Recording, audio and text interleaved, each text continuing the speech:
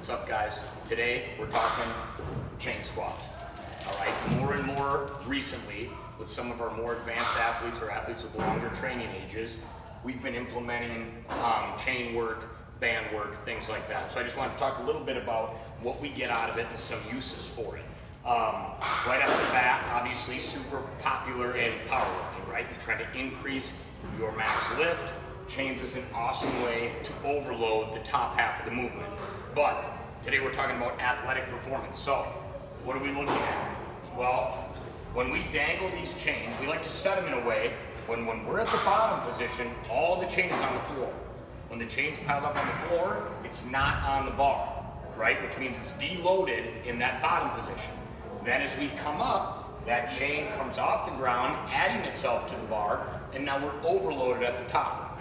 So here I have 135 loaded on the bar, and then we have like 120 pounds in chain. So at the very bottom, we'll be at 135, and at the very top, we'll have the additional weight. So I'll show you what it looks like.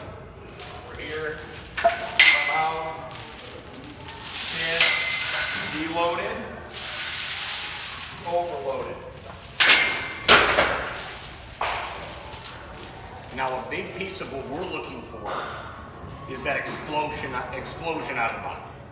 And what the chain does is it gives that mental cue, that physical cue of when you are in the bottom of a squat, that bar feels light.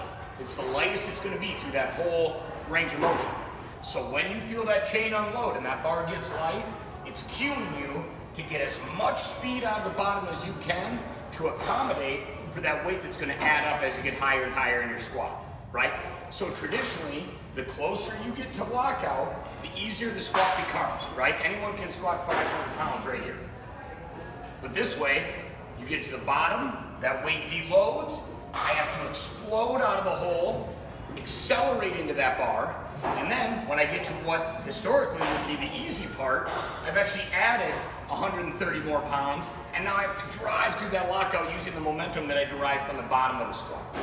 So what we really like it for is teaching athletes and giving them a physical cue on how to move heavy weight more explosively, right? Take advantage of when it's light, drive into it through that full range of motion, okay? That's the biggest takeaway. On top of that, we get the stability that the chains offer when they're swinging around. We got to lock down on that. And we get to overload the top half of the range of motion, which builds confidence moving into heavier weight later on. So if you're struggling with moving explosively and you have a good squat pattern, try adding chain or band and force yourself to be fast out of the bottom.